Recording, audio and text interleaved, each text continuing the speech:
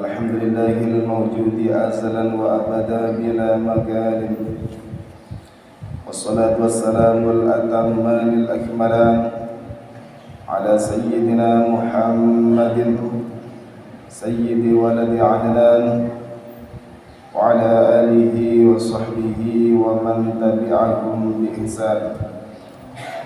أشهد أن لا إله إلا الله وحده لا شريك له، أشهد أن سيدنا ومولانا محمدا عبده ورسوله لا نبي بعده.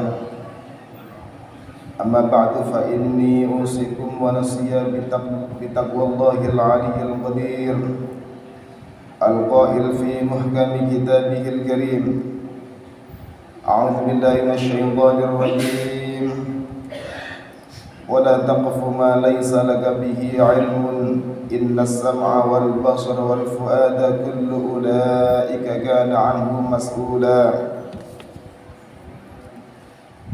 Ma'asyiral muslimin, hadirin jamaah salat Jumat rahimakumullah. Pada kesempatan yang penuh khidmat ini dan di majelis yang insyaallah penuh dengan limpahan barakah ini, usikum wa nafsiya bi taqwallah. Kami mengajak kepada kaum muslimin sekalian rahimakumullah, wabil khusus kepada diri saya pribadi al-faqir ilallah. Marilah kita bersama-sama meningkatkan kadar ketakwaan kita kepada Allah Subhanahu wa taala.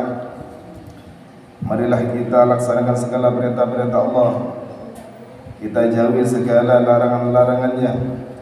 Mudah-mudahan kita semua senantiasa mendapatkan rahmat serta ridha dari Allah Subhanahu wa taala. Kaum muslimin jamaah salat Jumat rahimakumullah. Ilmu adalah sesuatu yang Allah titipkan kepada kita.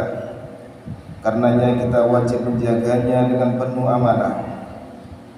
Amanah pada ilmu artinya kita cari ilmu itu dengan cara yang benar, kita pahami dengan pemahaman yang benar, dan kita sampaikan dengan cara yang benar pula.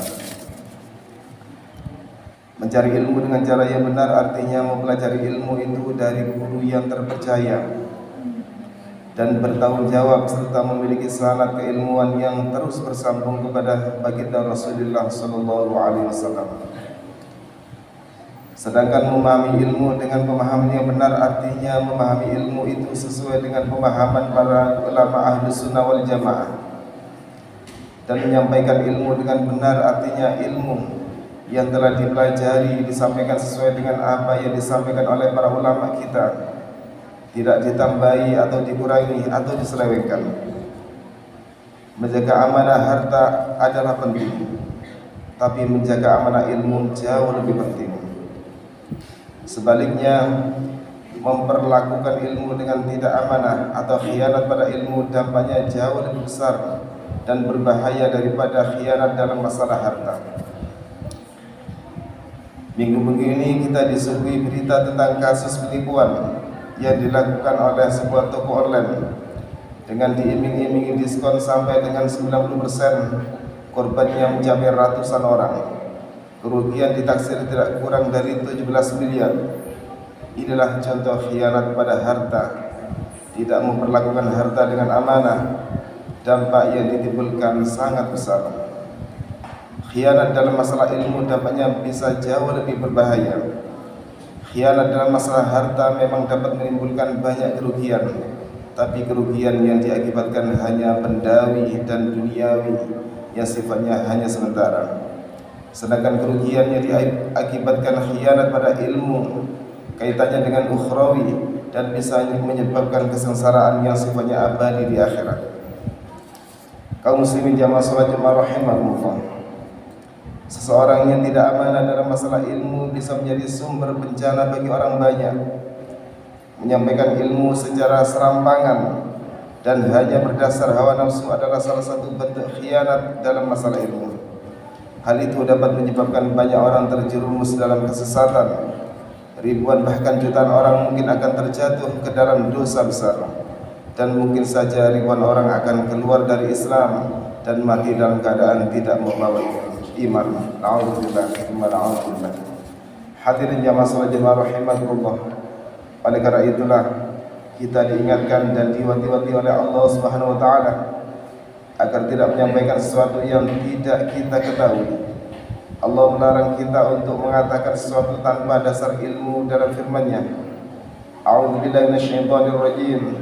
Wa la taqfu ma laysa laka bihi 'ilmun. Dan janganlah engkau mengucapkan perkataan tanpa dasar ilmu. Di antara sikap amanah dalam menjaga ilmu adalah tidak malu dan gengsi mengatakan saya tidak tahu pada saat tidak mengetahui satu persoalan, terutama yang terkait dengan masalah agama. Apa yang dilakukan oleh Imam Malik bin Anas bisa menjadi teladan bagi kita semua. Suatu ketika beliau didatangi seorang yang membawa daftar 48 pertanyaan. Imam Malik hanya menjawab 6 dan selebihnya beliau mengatakan saya tidak tahu. Dalam riwayat yang lain beliau menjawab 16 dan 32 pertanyaan sisanya beliau tanpa malu dan gengsi mengatakan saya tidak mengetahui jawabannya. Imam Malik adalah pendiri mazhab Maliki, guru dari Imam Syafi'i. Beliau berjuluk Imam Daril Hijrah atau pucuk pimpinan para ulama kota Madinah. Beliau tidak hanya berhasil mencetak para ulama besar sekali berimam Syafi'i. Di samping itu dari madrasahnya lahir pula para wali besar sekali berimam Zunnun al-Misri dan Sauban bin Ibrahim yang salah satu kata mutiaranya dalam akidah selalu didengungkan dan digaungkan oleh para ulama ahli sunnah wal jamaah dari masa ke masa. Mahma tasawwarta bi balika fallahu la yashbihu dzalika. Apapun yang terbayang dalam benakmu, maka Allah tidak menyerupai itu semua.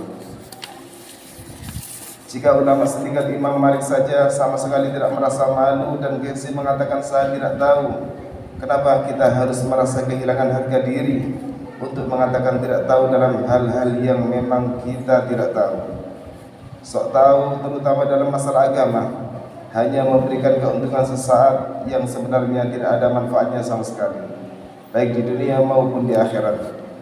Sok tahu atau mengaku tahu padahal tidak tahu dalam masalah agama hanya akan menimbulkan kerugian baik bagi diri sendiri maupun bagi orang lain. Seseorang yang menjawab pertanyaan seputar agama tanpa dasar ilmu akan dijauhkan dari rahmat Allah, dilaknat oleh para malaikat langit dan bumi, dan terjatuh ke dalam salah satu dosa besar. Baginda Rasulullah SAW memperingatkan, man afta bi ghairi ilmin la'anathu malaikatus samai wal ardi. Barang siapa berfatwa atau bicara agama tanpa dasar ilmu, maka ia dilaknat oleh para malaikat di langit dan di bumi. Ma'asyiral muslimin jamaah salat rahimakumullah. Janganlah karena malu dan gengsi kepada sama makhluk lalu kita tidak malu kepada Allah Subhanahu wa taala. Semestinya kita lebih malu kepada Allah daripada malu kepada sama makhluk. Rasa gengsi dan malu kepada sama makhluk tidaklah bermanfaat sama sekali di akhirat. Anggapan dari sama makhluk bahwa kita alim dan banyak ilmu tidak akan melapangkan rezeki dan menunda ajal kita. Sebaliknya, jatuhnya harga diri kita dalam pandangan makhluk yang disebabkan kita berterus terang mengatakan tidak tahu dalam masalah agama tidak akan mengurangi rezeki dan mempercepat ajal kita. Allah lah yang memberikan rezeki kepada kita. Rezeki kita sudah dicatat oleh Allah, Sang Maha Pemberi rezeki. Rezeki kita tidak akan bertambah atau berkurang dengan sebab apapun. Ajal kita juga telah tertulis di Lauhil Mahfuz, tidak akan bisa dipercepat atau ditunda pada saat pun dengan sebab apapun dan oleh siapapun. Ma'asyiral muslimin jamaah salat rahimakumullah. Demikian khutbah singkat pada siang hari yang penuh keberkahan ini. Semoga bermanfaat dan membawa barakah bagi kita semua. Amin ya rabbal alamin. Barakallahu li wa lakum fil Qur'anil azim wa nafa'ani wa iyyakum bima fihi minal ayati wa dzikril hakim. Wa taqabbala minni wa minkum tilawatahu innahu was-sami'ul 'alim. اللهم صل وسلم على سيدنا محمد وعلى آل سيدنا محمد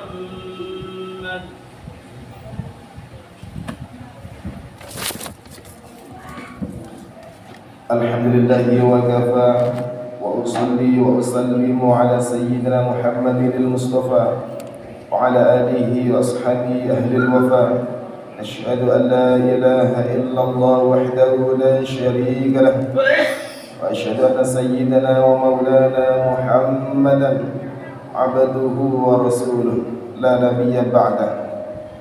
أما بعد فيا أيها المسلمون رحمكم الله، أوصيكم ونفسي بتقوى الله العلي العظيم.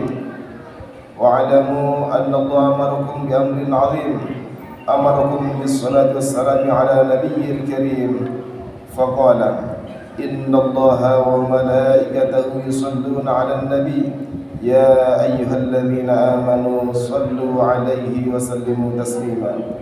اللهم صل على سيدنا محمد وعلى آل سيدنا محمد كما صليت على سيدنا إبراهيم وعلى آل سيدنا إبراهيم، وبارك على سيدنا محمد وعلى آل سيدنا محمد كما باركت على سيدنا إبراهيم وعلى آل سيدنا إبراهيم في العالمين إنك حميد مجيد. اللهم اغفر للمسلمين والمسلمات والمؤمنين والمؤمنات الأحياء منهم والأموات.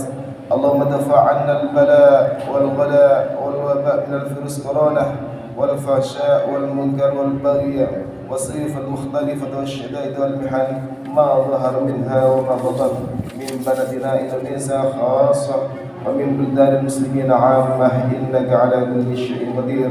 ربنا آتنا في الدنيا حسنة وفي الآخرة حسنة وقنا عذاب النار. عباد الله، إن الله يأمر بالعدل والإحسان وإيتاء ذي القربى وينهى عن الفحشاء والمنكر والبغي يعظكم لعلكم تذكرون. فاذكروا الله العظيم يذكركم ولذكر الله أكبر. أقيموا الصلاة.